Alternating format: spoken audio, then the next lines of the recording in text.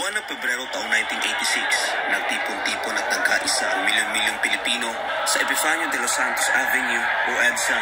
Bit-bit ng mga ito ang iisang layunin at ito ay ang mapatalsik sa pwesto ang nuy Pangulo ng bansa na si Ferdinand Marcos Sr.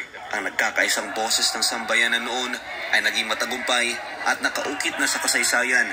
Ngayong taong 2024, mauulit kaya ang ganitong pangyayari? Diyos sa bayan, hindi magagapi! Diyos sa bayan, hindi magagapi!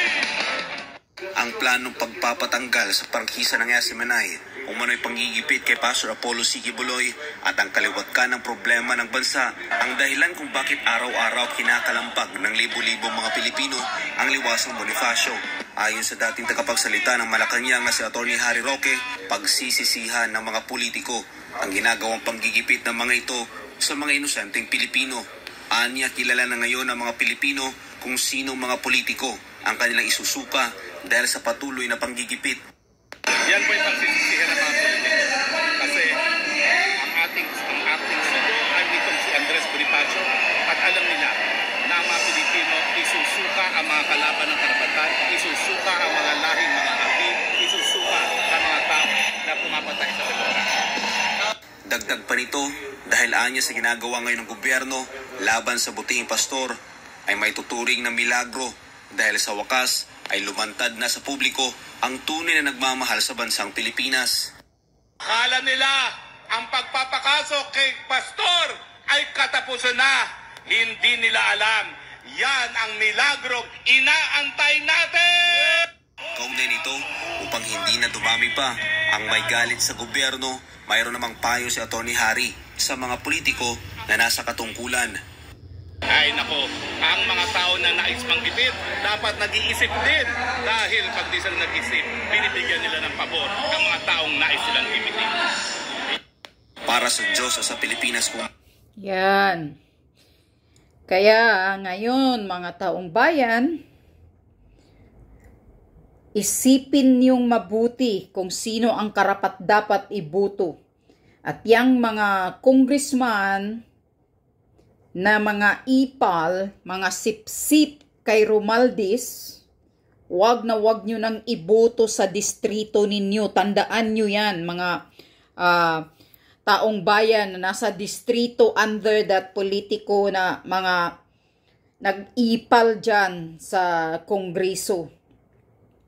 Yung mga mukha, yan si Tambunting, yang si, sino pa yung isa? Ang dami nila dyan.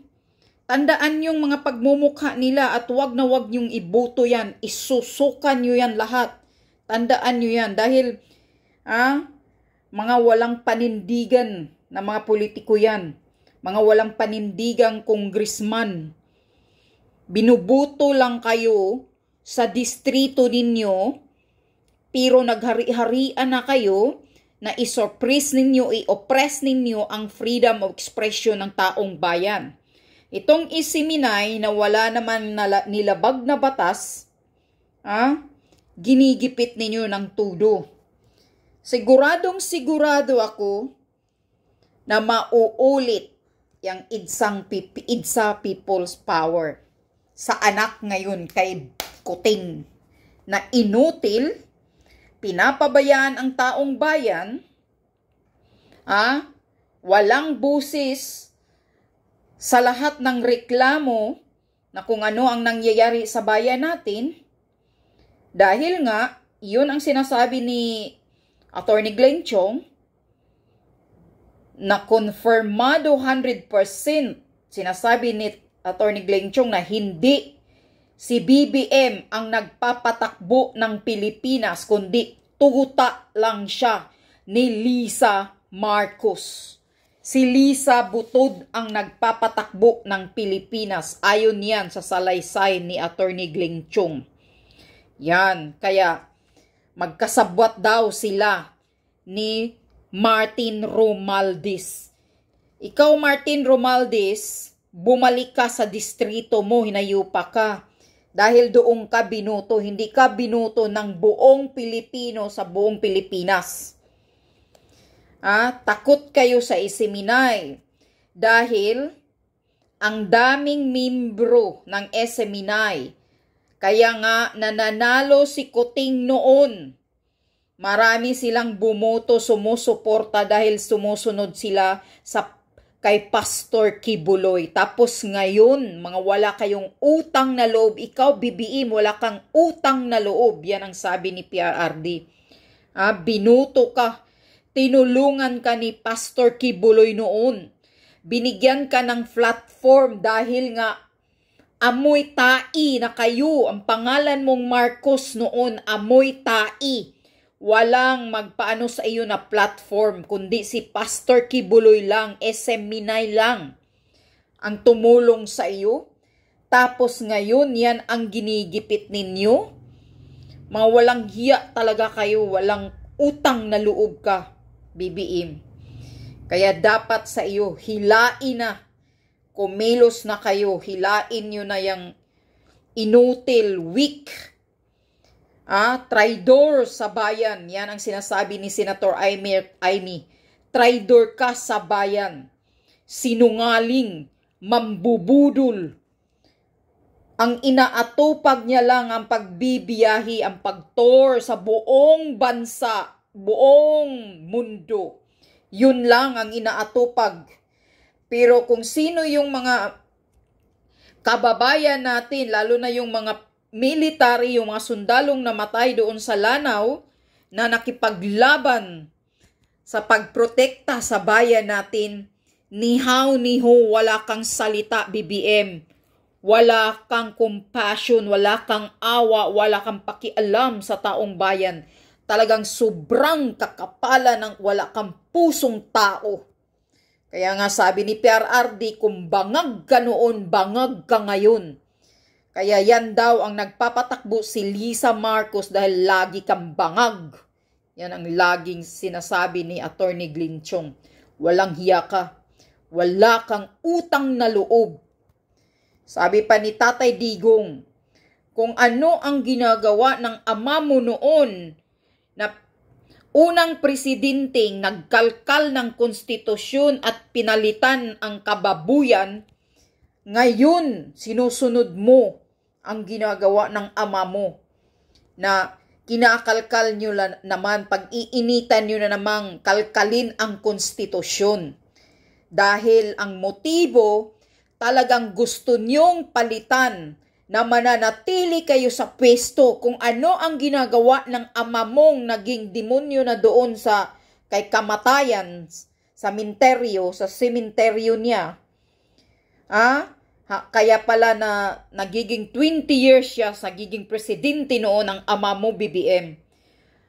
Dahil pala kinakalkal yung konstitusyon tapos declared ng martial law. Yan ang mga style ng mga hinayupak na presidente na ama mo noon. Tapos ngayon gusto nyong sundin, gusto mo sundin ang kademonyuhang ginagawa ng ama mo noon. Kalkalin mo, gusto mong kalkalin ang konstitusyon. Gusto nyong palitan. Yan ang motibo ninyo. Mismo sila ni Senator Amy, alam yan. Na ang motibo ay gusto nyong mananatili sa pwesto. Hindi economic ang papalitan nyo dyan. Kaya sabi ni Tatay Digong ni PRRD, kapag makalkal na yung konstitusyon, mabuksan na yan, wala na tayo, kawawa ang taong bayan dahil marami na namang insertion na kung ano na naman ang ipanglalagay nila doon sa loob ng konstitusyon tulad ng ginagawa ng Kamara ni Romualdez ng pag-i-insert ng 16.7 billion na nilagay kunyari sa DSWD akap-akap. Yan, mangyayari yan sa konstitusyon, yung mga insertion dahil hinding-hindi na natin mapagkatiwalaan itong Marcos administrasyon na to. Lalo pa na nasa gilid niya yan si Romualdez na isang demonyo at Lisa na asawa niya. Yan ang mga demonyong nagbubulong-bulong kay BBM. Kaya mga taong bayan, tuloy-tuloy tayong magsisigaw at panindigan kahit anuman ang mangyari na hindi nila pwedeng galawin ang konstitusyon. Yan ang utos ni PRRD. Sabi ni PRRD kagabi sa speech niya dyan sa Laban Bayan, baka mangyayari ulit ang mangyayari sa ama mo, BBM. Ang bloody na revolusyon ay mangyayari. Hintayin mo lang kung gagalawin nyo ang konstitusyon. Walang hiya ka talaga, BBM. Inuupo ka dyan, binalik ang dignidad ng Marcos. Yan ang sinasabi ni Amy Marcos. Tapos ngayon, iba ang ginagawa mo sa mga salita mo noon. Talagang traidor, sinungaling. Yan ang ugali mo, kuting. Walang hiya ka sa bayan. Sinusuka ka na ng lahat ng bumubuto sa iyo. BBM, tandaan mo yan. At ikaw, Lisa, Butod Aranita Marcos, gigil na gigil kaming lahat sa iyo. Kahit si Attorney Glenn Chong, sabi pa niya, marami siyang sekreto mong hinahawakan, tanghina ka. At kung nasa harapan ka palang daw niya, sasampalin ka ng left and right ni Attorney Glenn Chong. Walang hiya kang babae ka, demunyeta ka talaga. Totoo yung sinasabi ni Maharlika na isa kang demunyeta nilalang sa mundo ng Pilipinas. Dugyot, Aranita ka, Lisa.